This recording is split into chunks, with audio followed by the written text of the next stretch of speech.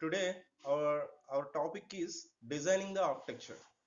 So in the case of designing architecture based upon to the design life cycle, architecture in the life cycle. So in this life cycle we are repeating the same steps. If you are observing this diagram clearly, so we try to repeat the same thing, so up to achieve required quality from the developed software, so up to satisfying the requirements of the user. So this is a one of the cycle to developing the software. So when we are designing the software architecture, we need to follow all these steps. So and the second one is ADD means attribute driven design. So this approach to define the software architecture that bases the decomposition process on the quality attributes of the software has to fulfill. So that means it will be completely focused on to the attributes. So that means based upon the quality attributes. We are already discussing different types of quality attributes. What are they?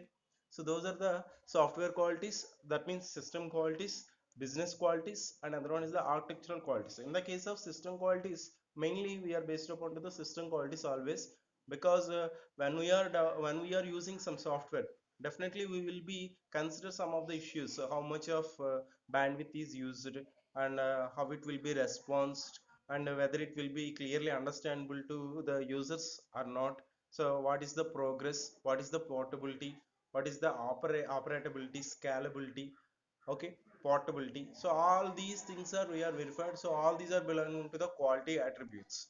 So ADD is used for to decompose the process on the quality attributes. So that means performing the decomposition. So it is a recursive decomposition process where at each stage tactics and architectural patterns are chosen to satisfy set of quality scenarios, and then functionality is allocated to instantiate the module types provided by the pattern. So that means ADD is used for to performing the decomposition. So to performing the decomposition, it will be identify which type of attributes are we need to performing the decomposition. So for example, maybe here we are the software may be having different types of modules. So now those type of modules are having the relationship with some other modules in a software. Now in some type of situations, these type of modules are related with the runtime and non-runtime also. So if it is a runtime, so maybe the chance those type of modules are also having the submodules. So at this time of situation, we need to observe the attributes. In the last class also we are verifying that, so achieving the quality. So just only in the previous sessions, so which type of attributes are maintain the quality, but we don't know how much of quality is achieved. So that is possible through observing those type of attributes only. So the output of ADD is the first several levels of a module decomposition view of an architecture and other views as appropriate. So input to ADD is set of requirements, like maybe the functional requirements or maybe the constraints. So all these are the considered as the input. ADD mandates the quality of the requirements may be expressed set of systems specific quality scenarios. Functional requirements, constraints, quality scenarios are architectural drivers. So when we are based upon to the architectural driven design, so it will be follow some steps. So the first one is choose the module to decompose. So that means which module will be performing the decomposition. So how much of importance in that particular software. So the module to start with this is usually whole system. All required inputs for this module should be available constraints, functional requirements. So second thing is refine the module according to these steps. So that means in some type of situations we need to performing the refining. So that means eliminating the unnecessary things in the module. So which are necessary, so those are included according to the user understandability. So if you are observed here, so some of the points are listed here. So those are choose the architectural drivers from the set of concentrate quality scenarios and functional requirements. The step of determines what is the important for decomposition. So why we are performing the decomposition. So what is the need of decomposition actually? So what is the need of decomposition means nothing but reducing the complexity. We also studied into the database management system. In the case of normal forms, we try to reduce the complexity for performing the decomposition and reduce the redundancy.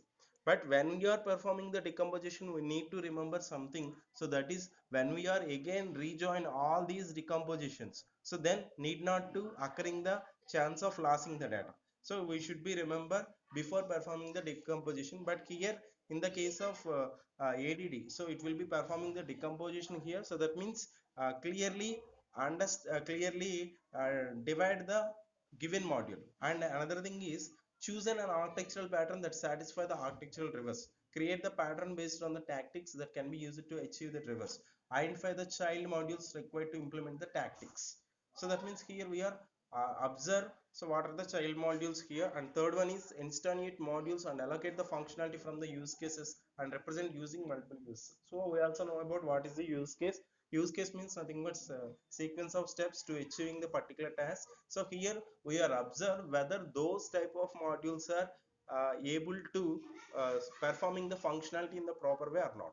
And the fourth one is define the interfaces of the child module. The decomposition provides modules constraints on the types of modules interactions. Document this information in the interface document for each module. Verify and refine use cases and quality scenarios and make them constraints for the child modules. The step verifies that nothing important was forgotten and prepares the child module for further decomposition or implementation. So that means in the case of second step, just only we are performing the refining the module. In the case of first step, so where to we are performing the decomposition. Second thing, try to performing the refining. So that means identify, so where is the chance of child modules from the base module. Now we are identify whether those type of require functionalities are achieved by the functionalities are properly performed by the submodules or not. So all the, and another thing in the D step, we are specifying the interfaces. So these interfaces are easily interconnected with the users. So these are related with the submodules. Okay, so we try to refine the modules. So and the third thing is repeat the steps above for every module that needs for further decomposition. So if any chance is there, if any need is there, we need to perform decomposition. So nothing but we try to create some submodules or child modules, and nothing but reducing the complexity. And here we are observing the third thing, forming the team structure. So nothing but, so when we are developing some software, definitely we need to form as a team. So organizing team structure to mirror architecture structure modules, assign team members according to their expertise on development of the module. This is assigned to the team. So and the last one is creating skeletal system. Once the architecture is sufficiently designed and teams are in place to begin to building, its a skeletal system can be constructed. So that means, so once the software architecture is designed, then it's a total overall layout is prepared. So this idea will be referred as a skeletal system. So the idea that this stage to provide an underlying the capability to implementing the system functionality in an order advantages to the project. So classical software, so up to now here we are discussing just 4 points in the ADD. So what is the purpose of ADD? ADD purpose is to performing the decomposition on the quality attributes here. So what is a ADD? Architectural driven design. So here we are following some type of architecture. So based upon to the ADD, here we are using four types of the steps here. So the first one is where to we are performing the decomposition. Second thing, how to we are performing the refining in the modules. And third third thing, repeating the steps whenever it is necessary, then need to perform the decomposition. And the third thing, forming a team structure. And fourth thing, creating a skeletal system. So classical software engineering practice recommends stubbing out sections of the code that portions of the system can be added separately, tested independently. However, which portions should be stubbed by using the architecture is a guide, a sequence of implementation becomes later. So here we are when we are developing some software, classical software, we need to verifying that software. So which type of things are here we are verified. So the first one is implement the software that deals with the execution and interaction of architectural components. So nothing but here how that performing the, how that software modules are performing the execution and how they are interacted with the user in the architectural structure. And the second thing is choose which of the elements providing the functionality should be added to the system. The choice may be based on to the lower risk by addressing the most problematic area first, or it may be based on to the levels and types of staffing available, or it may be based on to the getting something useful market as quickly as possible. So that means here when we are developing some software, definitely we will be consider some issues. Those are type of issues are here in mentioned in terms of stubborn. So where to we are stubborn, so that means first thing we are identify, so whether how the software performing the execution and interaction. And second thing is we will try to identify the functionality of the modules or maybe the elements. So and we try to identifying the risks. So where is the chance of we try to identify where is the chance of occurring the higher risk, we try to reduce it is a lower risk. And third one is employ the user structure, tell you what additional software should be running correctly in the system to support that functionality. In some type of situations maybe our achieved functionality is not maybe we are completely achieved, so at the time of the situation we need to include some other software to performing the same thing.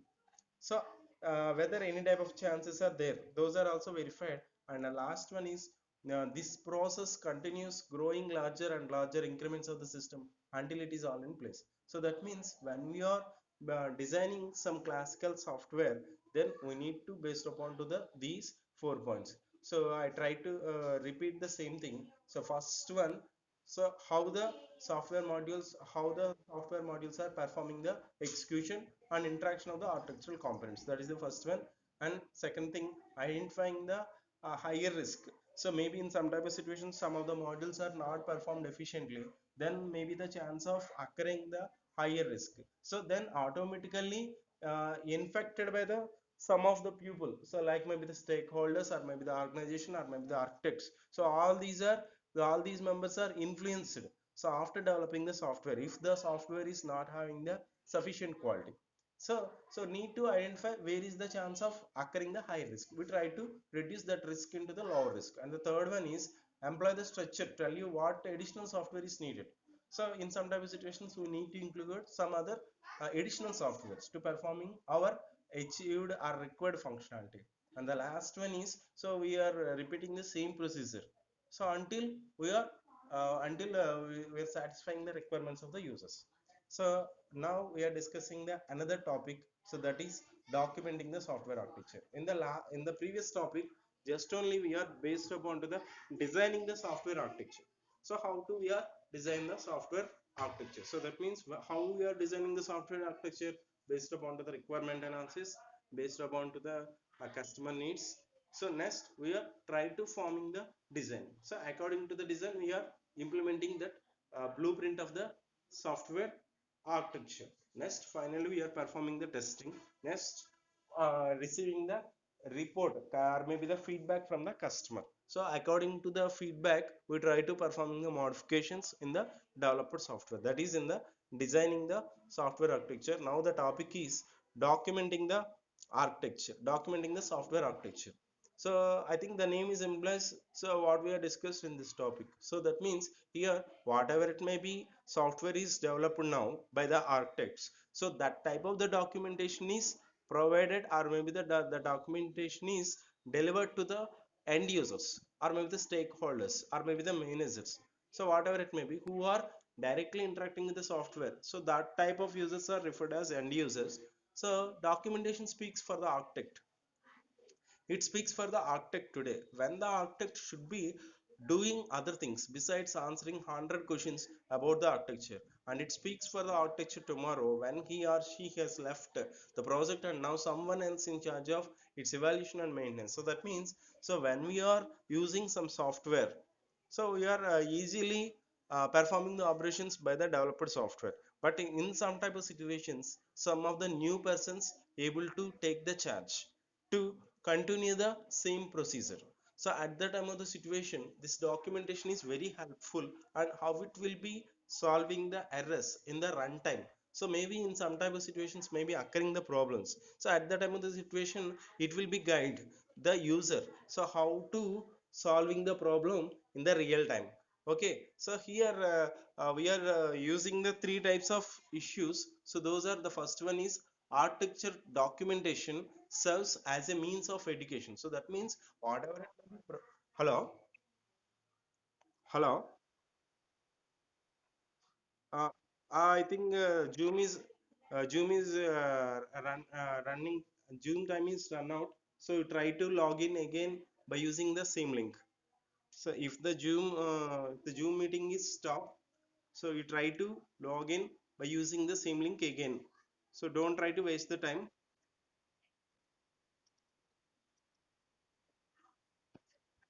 Okay, okay, okay.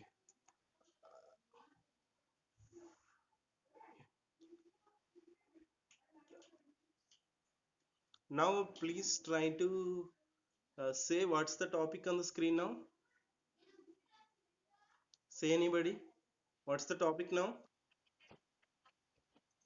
Documenting the software architecture. Okay, okay. Thank you, 31. Okay. Uh, uh, Previously I'm saying about the documentation purpose. So in some type of situation, some of the new persons maybe the take the charge in the some other people. So at that time of the situation, this documentation is very helpful. How to we are using the software, at the same time how we are able to recover the errors, so which are maybe occurred at the runtime. So fundamentally, architecture documentation has three uses. So mainly we are consider three types of uses. So the first one is architecture documentation serves as a means of education. So the education use consists of introducing the pupil to the system. The pupil may be new members of the team, external analysts, or even a new architect. In many cases, the new person is the customer to whom you are showing your solution for the first time. A presentation you hope will result finding or go ahead approval. So that means whenever new person is entered to operate the developed software, then this documentation is very helpful. Then how to perform the operations. So second thing is architecture documentation serves as a primary vehicle for communication among the stakeholders. So this is also so nothing but how we are performing the operations. Those are also included into the documentation. So those members are easily communicating with the end users by with the help of documentation. So an architecture's precise uses a communication vehicle depends upon which stakeholders are doing the communicating.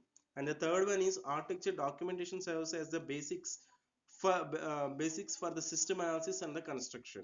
Architecture tells implements what to implement. Each module has interfaces that must be provided and use interfaces from other modules. Not only does this provide construction about the provided and used interfaces, but it also determines with the what other teams the development team for the module must communicate. So that means up to now we are discussing three types of uses. So the first one is it will be used like as an education. So nothing but who are newly entered to operating the software. So for those members, this will be used like as an education, and it will be giving the some guidelines. And second thing is it will be giving the guidelines and or maybe giving the some instructions how we are communicating with the end users. For example, maybe some of the end users may be asking some information through this software, then how we are communicating with them. So and the third thing is here we need to identifying the modules. So how to we are using those type of modules, what is the purpose. So this is same like as a manual. So without documentation, if the documentation is very good, then end users need not having to again meet the software developers. So why? Because so those are the documentation is reducing the complexity and easily solving the problems. And customer satisfaction is also based upon the documentation. Why? Because if any type of the errors occur at the runtime of the software, then maybe the chance may not be the chance easily communicating with the software developer. At that time of the situation, he is completely based upon to the documentation. So that is the main use. And now we are discussing another type of the topic, that is the reconstructing the software architecture. I think the name is implies. So why we need to reconstruct the software architecture? Srino sir, sir, am I audible, sir? Am I audible, sir? Are you able to see the screen, now, sir? Are you able to see the screen now, sir? So what's the topic now, sir? What's the topic on the screen now, sir? What's the topic?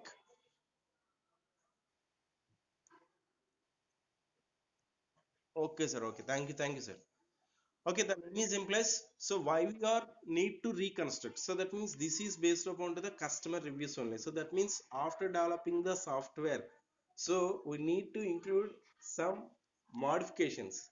So at that time of the situation, we need to perform reconstruction.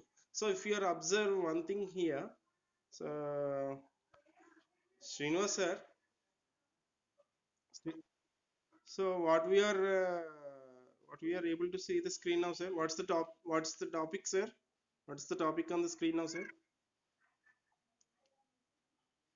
What's the topic?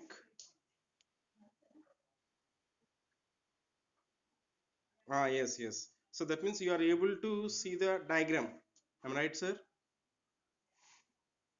Architecture reconstruction activities. Diagram. I hope you are able to see the screen now, sir. Am I right, sir? Okay, sir. Okay, thank you. So, if you are, hello, okay. So in the case of reconstruction, mainly we are based upon to the these things. The first one is view extraction, and another one is reconstruction, and third one is database construction, and the fourth one is documentation. So these four things are necessary. So when we are reconstructing the software, so we also know about what is a view extraction. So nothing but here we are extracting some information, and another thing is performing the reconstruction based upon to the customer reviews. So all these are interconnected with the some modules. One of the module is database, we can see one by one. So in the case of reconstruction, in the case of reconstructing the software,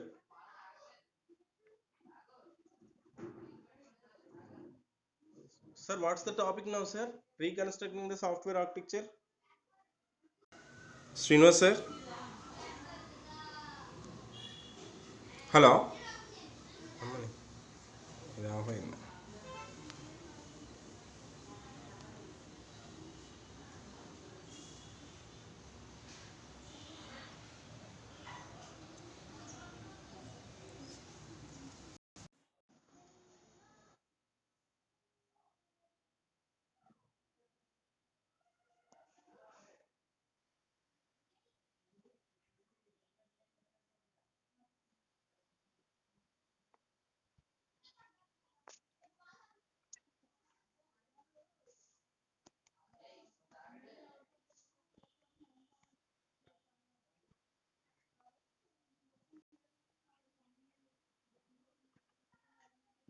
All of you mute yourself first.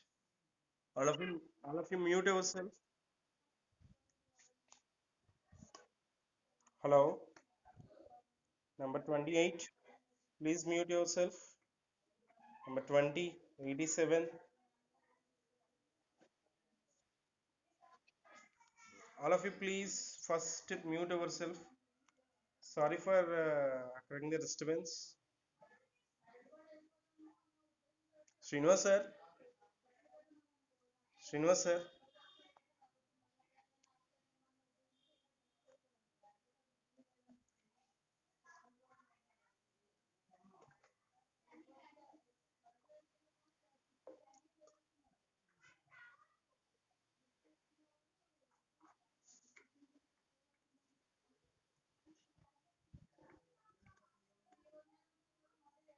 I hope I am audible to everyone. Please respond anyone, please. Respond anyone. Okay, okay, thank you. So now try to share the screen.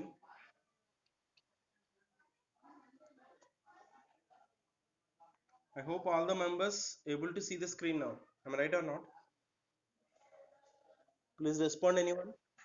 Okay, okay. What's the topic on the screen now? Okay, okay. Thank you, thank you. Okay, if you are observing the reconstructing software architecture, so why we need to reconstruct the software? So that means whenever occurring some errors after developing the software to the end users, then we try to reconstruct the software architectures. So why? Because need to satisfy the customer requirements and need to reduce the complexity in front of the end users. If you are observing here, architecture reconstruction is an interactive and iterative process involving many activities. So why? Because here the reconstructing the software is nothing but iterative and interpretive and interacting with the users. It is not an automatic, it requires the skills and attention of both the reverse engineering expert and the architect. or someone who has the substantial knowledge of the architecture, largely because architectural constructs are not represented explicitly in the source code. So that means here we need to performing the reverse engineering. What is the meaning of reverse engineering? So when we are not able to achieve our required functionality, then we can try to performing the another type of reasoning, so that is backward reasoning. We are already studied the same topic in the artificial intelligence.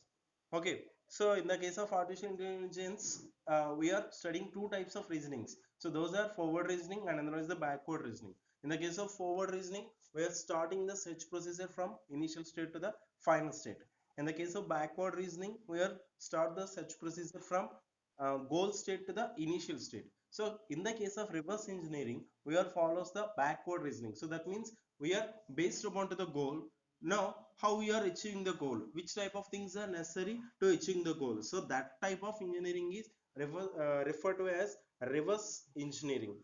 Okay, there is no programming language construct for layer or connector or other architectural element that we can easily pick out the source code file. Architectural patterns it is used and seldom labeled. Instead, architectural constructs are realized by many diverse mechanism and implementation, usually collection of function, classes, files, objects, and so forth. So that means all these are needed to forming the reconstructing the software. When a system is initially developed, it's high level design, so that means that is complicated in front of the users. Our architectural elements are mapped to the implementation elements. Therefore, when we reconstruct those elements, we need to apply inverse of the mappings. So definitely we are following the reverse mechanism or with the reverse engineering techniques. So coming with those requires architectural insight, familiarity with the compiler construction techniques and utilities such as like grep, scd, awk, perl, python, and lex, yak. So all these are the compiler techniques or compiler utilities, so which are used into the software. So some of the softwares may be using different types of compiler functionalities. We are already studied in the Unix, I think. So grep, scd, awk, and perl is another type of language, and python also we are used, and yak is also one of the type of the compiler. So the results of architectural reconstruction can be used in several ways. If no documentation exists or if it is out of date, the recovered architectural representation can be used as the basics for redocumenting the architecture. So that means if the documentation is not available with the end users, they need to perform the redocumenting the architecture also. This approach can also be used to recover as built architecture to check the conformance against the designed architecture. So this assures that maintenance have followed to the architectural edicts and set forth. So the reconstruction can also be used as a basics for the analyzing the architecture or as a starting point for re-engineering the system, a new desired architecture. Finally, the representation can be used to identify the elements for reuse or to re-establish the architecture based software architecture line. Okay, and reconstruction activities. So these topics we are trying to discuss tomorrow. So but we can see just simply we are identified what we discuss tomorrow. So the all these are the reconstruction activities. So when we are how if we are performing the reconstruction software, then which type of things to be performed. Software architecture reconstruction comprises the following activities. The first one is information extraction. So the purpose of this activity is extract the information from the various sources. And the second thing is database construction. Database construction involves converting this information into standard forms such as some SQL format. And the third one is view fusion, combines the information database to produce the coherent view of the architecture. And the last one is reconstruction. The reconstruction of activities way to main work of building abstractions are and various representations of the data to generate the architecture. Hello. Okay, so if you are observing this diagram here, so those type of four things are here we are mentioned. So the first one is view extraction. So that means we are extracting the information from the various types of the sources. And second thing is database construction. So based upon to the those sources, so those are stored into the database, and according to the available knowledge database, we need to reconstructing the software and try to generate the documentation. Okay, Reconstruction. The reconstruction process needs to have several people involved. These included the person doing the reconstruction and one or more individuals who are familiar with the system being reconstructed. So that means whenever we need to reconstructing the software, we are based upon to the more than one person. Okay, so I think this is the last topic in the first unit. So we try to recollect or maybe the revise the topics tomorrow. So what we discussed up to now, okay, because this is the last topic, and uh, we try to revise the topics once again in the next class. Okay, uh, I hope all of the members able to understand, audible to my voice and able to see the screen. If any members having the doubts, please ask me now.